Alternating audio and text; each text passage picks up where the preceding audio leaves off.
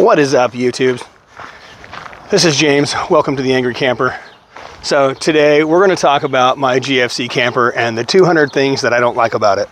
Yeah, well, that's a clickbait title, and there's not 200 things, but I got a bunch, and I want to get into that. So let's take a walk around this truck and let's talk about some of these issues that I have.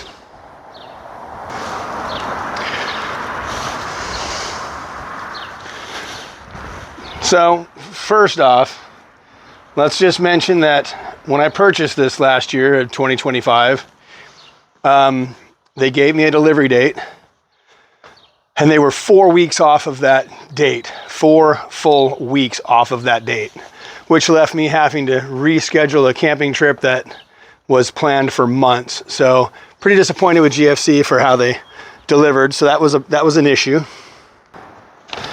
I want to talk about design and the design of this camper. And this is where I think, for me personally, I really have a lot to say about the way this camper is designed, the thought process that went into it, and everything else that GFC should probably take into consideration as they continue to build these things. Number one, most people in overlanding are going to be evolving into their campers and evolving into the different stuff that they have, like a rooftop tent or whatever. And you know, most people start off with a roof rack and a rooftop tent on a rack on the bed of their truck. And so with these, it seems to me like GFC pretty much blew it, because they could have added an extra 1 inch to this whole scenario here, and then I wouldn't have to cut my rack, and everybody else wouldn't have to cut their rack either.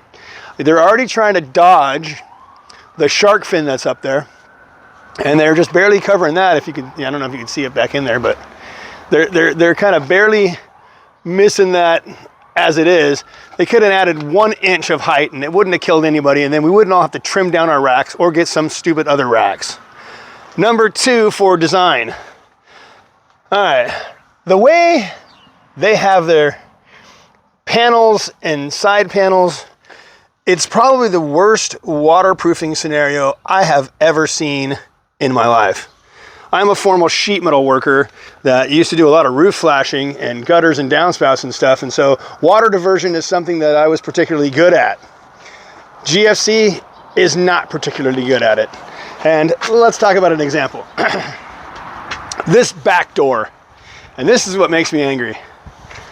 All the water that comes onto this thing has to drain down here into this lip, and then it all comes down and goes around these doors that are flanged facing outward, which makes no sense to me, and their little cheesy bubble that they put in there for a weather strip is terrible. Now, when the water hits the back, it travels down, and then it hits this thing that they put on there. Then that water is forced to follow this line and pour down inside the tailgate. Now, I added some little copper diverters here that take the water that go in this channel and divert it down and out away from the back of the truck. But this whole setup that they have here is just absolutely terrible, because water just pours in. It pours in through these covers into the back and then into the back of the truck, and it pours down here and into here. And that's just unacceptable. Now, on top of that, let's talk about their window gasket. So these guys, they put the seam of the window gasket at the bottom of the window. This thing in cold and heat expands and contracts, and it separates, whoop. And when the water runs down the window, hits the track, it follows along and goes in and pours down inside the tailgate, inside the back of my truck. A completely upside down way of doing it. The seam should have been up there, period. Or they should have ordered a piece that didn't have a seam, because that, I had to shove stuff in there, and you can see it's closed now, but it opens big. So the waterproofing on these things is atrocious. I actually had to lift the whole camper up off of here, put 2 tubes of clear silicone underneath the whole thing, because even with 2 layers of double bead, it still pours water in all around. So that's my next huge complaint. And while we're on the subject of waterproofing and things that keep this thing waterproof, these covers, which the locks that I got with mine did not have these, they weren't there, and so I had to put these on, and then the locks failed after I put them on because apparently I tightened them too tight, but I don't see how that's possible. Regardless, they sent me these things, and I'm going to tell you right now, you drive and they whoop flop down. They don't stay closed at all. I'm going to have to glue these ones closed because they don't stay closed. So I hate that about it. Okay. Next thing I want to talk about is their extrusions. Let's just talk about their extrusions. Now I absolutely hate iPhones. And the reason why is because they made everything proprietary. Well, that's what GFC did here with their extrusions.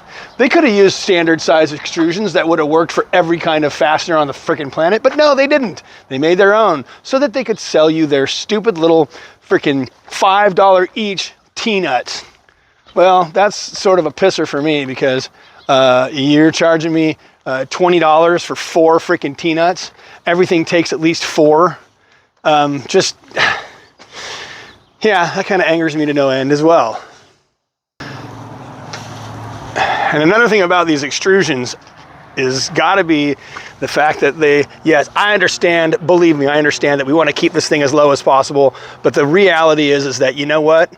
You need a little bit more room, and most people would sacrifice 2 or 3 inches higher to make these things work a lot better. One of my big issues with these extrusions is that they are so thin that with the 3-inch mattresses in there, you almost cannot contain the tent. So when you close this thing, you are bubbling and buckling the roof over to try to force it down to get the tent in there. Now, of course, we've all figured out how to, manage the tent to where it folds in and folds this way and then you push in.